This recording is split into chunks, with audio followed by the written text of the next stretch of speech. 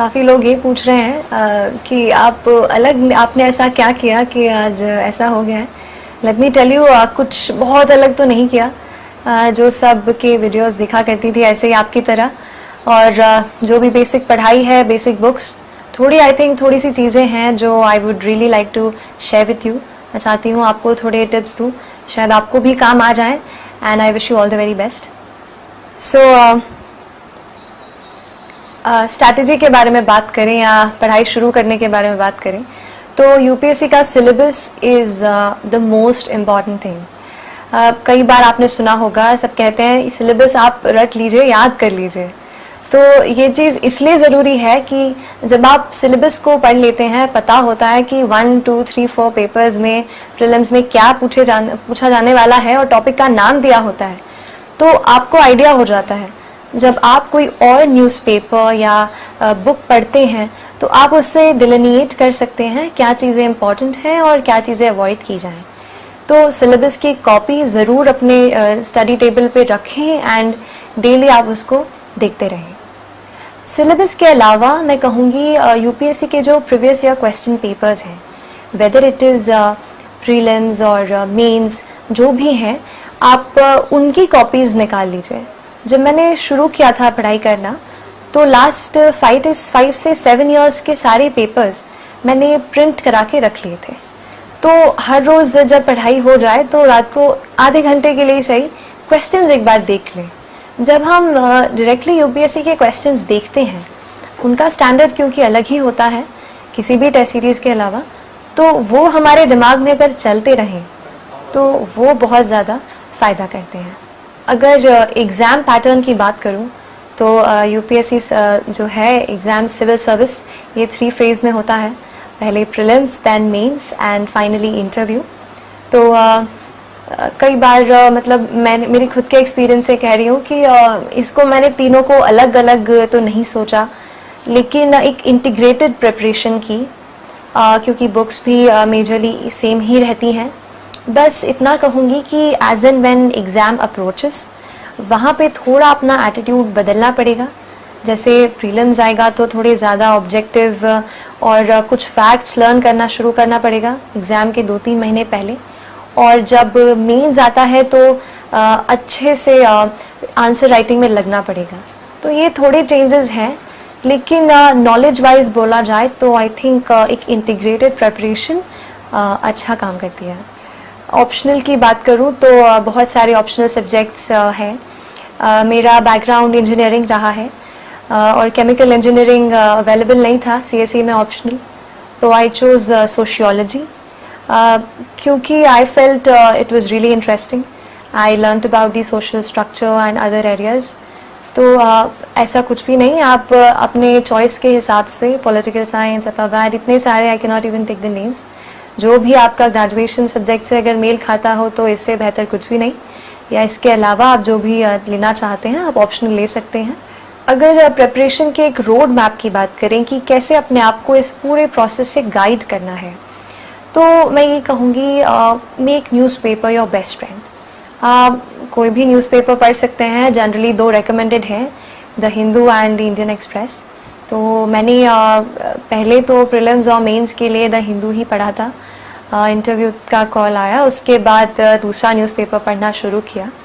But I also say कि newspaper केवल hard copy हम पढ़ते ही हैं, बाकी एडिटोरियल्स जो इम्पोर्टेंट कहीं और आ जाते हैं वो भी, उस पर भी थोड़ी नज़र हमें बनाए रखनी होती है। तो न्यूज़पेपर्स की बात चल रही है तो थोड़े और मैगज़ीन्स का कह दूँ तो योजना मैगज़ीन मैंने रेफ़र की थी। शुरुआत में कुरुक्षेत्र भी पढ़ी, पर फिर लगा कि योजना विल सफाइस। तो उससे होता ये है योजना से कि जो इम्पोर्टेंट टॉपिक है और या जो गवर्नमेंट की जो स्कीम्स हैं वो बहुत ही ऑथेंटिक मटेरियल हमें मिल जाता है। कहीं और वेबसाइट पे जाएंगे तो शायद कुछ काट दिया जाए, बट योजना में आपको सब कुछ एक जगह पे उस टॉपिक के बारे में बता दिया जाएगा। तो योजना को आप फॉलो करिए। इसके अलावा कोई और मैगज़ीन तो नहीं मैंने ली थी। अगर करंट अफेयर्स की बात करूं तो ये कहूँगी कि न्यूज़पेपर तो हम पढ़ ही रहे हैं, इसके अलावा कुछ ऐसे सोर्सेज जो मैं बताना चाहूँगी करंट अफेयर्स पे ज़्यादा इसलिए फोकस कर रही हूँ क्योंकि मेरा प्रेपरेशन का एक, जैसे मैं 2 पिलर्स कहती हूँ, एक तो करंट अफेयर्स, दूसरा टेस्ट सीरीज़। तो एक जो पिलर है करंट अफेयर्स, उसी से बेस होके आपकी बाकी की प्रिपरेशन बहुत हो जाती है।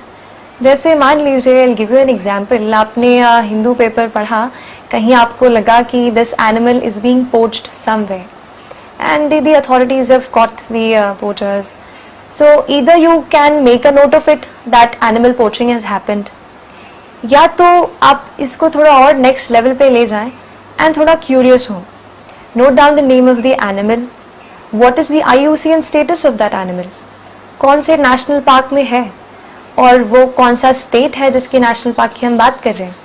फिर पता कर लीजिए उस स्टेट में और कितने नेशनल पार्क्स हैं।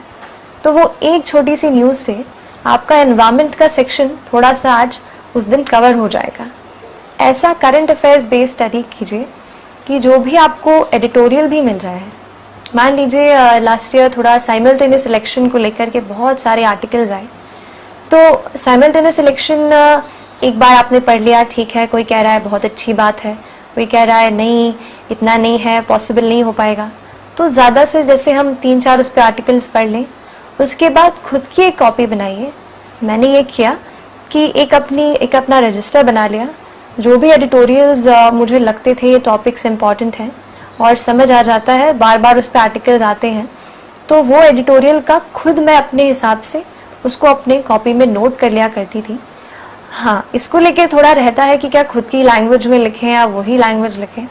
तो इस पे एक टिप दूंगी कि अगर कोई लाइन आपको बहुत अच्छी लगती है, काफ़ी इम्पैक्टफुल लगती है, तो उसका वैसे के वैसे ही नोट करो। हमारा दिमाग ऐसा है, पढ़ते हम ये हैं, एग्जाम में लिख के कुछ और आते हैं। रिफाइंड रहती है लैंग्वेज, लेकिन वहाँ पे थोड़ी खराब हो जाती है। इसीलिए रिफाइंड चीज़ ही कॉपी में नोट करें, क्योंकि डेफिनेटली अगर आप उसको पढ़ेंगे, एग्जाम में लिखेंगे, तो थोड़ा बहुत चेंज आ ही जाएगा।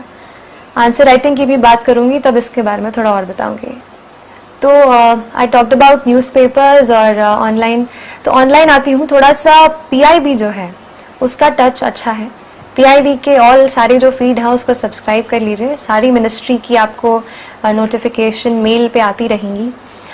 ये एक बात है इसमें कि PIB में काफ़ी सारी न्यूज़ आती है, कुछ इम्पॉर्टेंट है, कुछ नहीं। अगर आपको स्टेटिस्टिक्स बताई जाएं, जैसे मान लीजिए आयुष्मान भारत स्कीम है, उसका बता रहे हैं कि इतने स्टेट्स ने ज्वाइन किया, ये सब, तो ये चीज़ें इम्पॉर्टेंट है। ये PIB आपको जल्द से जल्द और ऑथेंटिक मटेरियल देगा, लेकिन फ़िल्टर करने की भी ज़रूरत है। अगर कोई चीज़ आपको लगती है कि नहीं है, तो ये चीज़ जैसे मैं कह रही थी, सिलेबस और प्रीवियस ईयर पेपर्स ये आपको बताएंगे कि क्या आपको छोड़ना है, क्या नहीं। PIB के अलावा अगर ऑनलाइन सोर्स की बात करूं, तो Rajya Sabha TV comes as a very handy resource. Rajya Sabha TV का इसलिए नाम ले रही हूँ क्योंकि the big picture I have been, मतलब वो एक ऐसा था कि जो भी टॉपिक था, sir used to cover it really well. एक अनबायस्ड पर्सपेक्टिव मिल जाता है और दूसरे सोर्सेज के बजाय, और एक थोड़ा कॉम्प्रिहेंसिवली टच हो जाता है। वहाँ से RS TV से आप कोई टॉपिक पकड़ लें, मान लीजिए वो किसी के बारे में बात करें, फिर अगर आपको लगता है कि वो टॉपिक इम्पॉर्टेंट है, तो उसके बारे में आप और नेट पे पढ़ सकते हैं। UPSC के प्रीलिम्स के लास्ट ईयर के पेपर को देख के थोड़ा सा ये लगा कि डायनामिज्म ज़्यादा आ गया है, थोड़ा क्यूरियस होना पड़ेगा। तो कहीं जैसे इंडेक्स, जैसे लास्ट ईयर आया था कि रूल ऑफ लॉ इंडेक्स कहाँ पे किसका है, तो I could eliminate the rest of the options. भले ही मुझे वो उसका नहीं पता था, वर्ल्ड जस्टिस प्रोजेक्ट, लेकिन आई कुड एलिमिनेट। तो वो चीज़ पॉसिबल इसलिए हो पाई क्योंकि थोड़ा इंडेक्सेस का एक नोट बना के रख लिया था। जहाँ पे भी कोई इंडेक्स छपता था कि ये कहाँ इंडेक्स में इंडिया का इतना रैंकिंग है, उसको नोट कर लिया कॉपी में। तो even if you don't continuously revise, फिर भी आप नोट कर लेते हैं, एक बार देख लिया, नज़र से ऐसे डाल लिया, तो कहीं ना कहीं it will stick to your mind, और जहाँ उसकी ज़रूरत होती है वो आ जाता है दिमाग में। जैसा मैं आर्टिकल्स की बात कर रही थी न्यूज़पेपर्स में, तो केवल एक न्यूज़पेपर नहीं, मतलब एक न्यूज़पेपर तो पूरा पढ़ें, बट ये कहूँगी कि ऑनलाइन जैसे कुछ इम्पॉर्टेंट आर्टिकल्स, बहुत सारी वेबसाइट्स हैं जो डेली बेसिस पे आपको देती हैं, वो आर्टिकल बस आपने पढ़ लिए तो थोड़ा आइडिया हो जाएगा। जैसे इस एग्ज़ाम के दो स्टेप्स हैं। वन थिंग कि आप नॉलेज गेन करते हैं, सेकेंड थिंग आप लिखते हैं एग्ज़ाम में या पेपर अटेम्प्ट करते हैं। तो दोनों के लिए बराबर फोकस की ज़रूरत है। जैसा अभी बताया कि नॉलेज कैसे गेन करना है, लेकिन पेपर अटेम्प्ट करते वक्त या क्या क्या कुछ डिफरेंट कर सकते हैं उसके बारे में थोड़ा बताती हूँ। अगर जनरल स्टडीज़ की कुछ स्पेशल स्ट्रैटेजी की बात करूँ तो जैसा मैंने कहा करंट अफेयर्स रहा ज़्यादातर, पर कुछ पेपर्स जैसे हमारे हैं GS1 जहाँ पे हिस्ट्री है, ज्योग्राफी है, काफ़ी स्टैटिक सा पार्ट है, तो वहाँ पे तो बुक्स डेफिनेटली पढ़नी पड़ेंगी। और कुछ और जैसे पेपर 4 है एथिक्स, तो उसके लिए तो आपको डेफिनेशंस वगैरह करनी पड़ेंगी। I talk about that in detail now. GS1 से शुरू करते हैं। GS1 में हिस्ट्री ज्योग्राफी जो बेसिक बुक्स हैं, इन सबसे पहले तो NCERT, that is the mother of all books. So NCERTs पढ़े सारी। इनफैक्ट आई थिंक ज्योग्राफी के लिए तो NCERTs भी 6 से लेकर 12 पढ़ लेंगे, that will be enough. History के लिए भी NCERTs I will say, like modern India जैसे, उसके लिए आप थोड़ा रेफरेंस बुक्स जैसे स्पेक्ट्रम की जो किताब है वो रेफ़र कर सकते हैं। और इसके अलावा सोसाइटी का जो पोर्शन पूछा जाता है वो, क्योंकि मेरा सोशियोलॉजी ऑप्शनल था तो उससे काफ़ी हेल्प मिली, बट अदरवाइज़ आप न्यूज़पेपर से और नेट से उसको पढ़ सकते हैं। I will come to the other part जो वो है अर्बनाइजेशन और इंडस्ट्रियलाइजेशन से, अर्बनाइजेशन स्पेशली से रिलेटेड जो टॉपिक्स हैं, that too are very dynamic. तो स्कीम्स को ट्रैक करते रहिए, जो भी नई स्कीम्स आ रही हैं, जैसे स्मार्ट सिटी था तो उसके क्या क्या सेगमेंट्स हैं वो थोड़े पढ़ लिए थे मैंने, वैसे ही उसके अराउंड स्टडी। मतलब एक छोटा सा ये है कि एक टॉपिक पकड़े, उसको थोड़ा 360 साइड से कवर करके रख दीजिए। नोट्स पे आती हूँ तो मेरा ऐसा था कि खुद के नोट बनाना ज़्यादा मैं प्रेफर करती थी, and that too in a hard copy. I think it comes to different persons a different view. बहुत लोग डिजिटल भी रखते हैं, बट आई फेल्ट कि paper pen was the best. तो अपने खुद नोट्स बनाइए, उससे होता है आप खुद वो इन्फॉर्मेशन एक बार प्रोसेस कर लेते हैं दिमाग में, तो ज़्यादा ध्यान भी रहता है। और जब आप खुद की राइटिंग की चीज़ पढ़ते हैं तो मुझे ऐसा लगता है कि ज़्यादा अच्छे से समझ आता है। थोड़ा आंसर राइटिंग के बारे में बताना चाहूँगी। एक छोटा सा ऐसा पर्सपेक्टिव लेते हैं कि जब हम आंसर्स लिखते हैं वहाँ पे 50 पेजेस जो भी हमें मिलते हैं, तो वो हमारी एक स्क्रिप्ट, जो हमारे एग्जामिनर्स हैं उनके लिए तो बस एक स्क्रिप्ट होती है, एक शीट्स ऑफ पेपर होते हैं, बंडल, बट उनके लिए, बट हमारे लिए वही सब कुछ होता है जो हमारा उनके सामने रिप्रेजेंट हमारा पूरा नॉलेज है। तो कोशिश ये करनी है कि जो भी आप लिख कर आते हैं एग्ज़ाम में उसको बेस्ट वे में लिखना है, ताकि एग्जामिनर से हाफ या 1 मार्क एक्स्ट्रा हर क्वेश्चन में स्टील कर सके। इसके लिए मैंने कोशिश की कि हर क्वेश्चन में कुछ एक्स्ट्रा पॉइंट्स, जैसे कि कोई फैक्ट कहीं पढ़ा हो, इतना % लोग हैं, इतना % कुछ भी ऐसा, या कहीं पढ़ा हो कि इतने वाले इंडेक्स में India got this ranking, you can start your answer from that, और यू कैन मेंशन इट, कहीं पे आप मेंशन कर दीजिए इसको पूरे आंसर में। तो एक ये हो गया। इसके अलावा जो हमारी रिपोर्ट्स होती हैं, कमिटी की रिपोर्ट्स आती हैं, जैसे last year question was on the report on privacy. So Shri BN Shri Krishna जो जस्टिस हैं उनकी रिपोर्ट है, वो आप मेंशन कर दीजिए। तो ये जो है एक 2 आपको एक्स्ट्रा पॉइंट्स मेरे ख्याल से मिल सकते हैं। इसके अलावा मैंने कोशिश की थोड़ा सा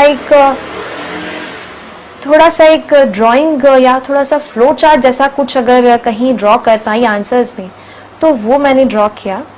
और इसके लिए ना थोड़ा प्रैक्टिस कीजिए हर रोज़। इंडिया का मैप की 15 सेकेंड्स 30 सेकेंड्स में बन जाए। उससे होता ये है कि कुछ लोकेट करने का अगर चांस मिल जाए आंसर्स में, तो जल्दी से एक छोटा सा मैप बना दिया with a pen and locate करके बता दिया, थोड़ा डायग्रामेटिक भी रिप्रेजेंटेशन हो जाएगा। बस यही है कि अपना आंसर थोड़ा कैची लगेगा, थोड़ा अलग दिखेगा। अभी मार्क्स तो नहीं पता चले हैं मुझे, बट प्रॉब्ली उससे थोड़ा अच्छे मार्क्स आएंगे। Now I come to essay and ethics. essay and ethics is considered to be something different than the whole thing, क्योंकि syllabus essay का कहीं तो पूरा ही है और ethics has a different domain of its own. So ethics का if I talk to you एक entirely different subject है. उसमें दो पार्ट्स आ जाते हैं, मैंने उसको दो पार्ट में जैसे ऑलरेडी वो डिवाइडेड है. एक आता है हमारा जो डेफिनेशनल पार्ट है, थोड़ा सा थ्योरेटिकल पार्ट है. इस बार भी बहुत सारे ऐसे कोटेशंस पूछे थे जिन पे कमेंट्स मतलब उन्होंने पूछा था डिस्क्राइब दिस, एनालाइज दिस, तो एक ये हो जाएगा.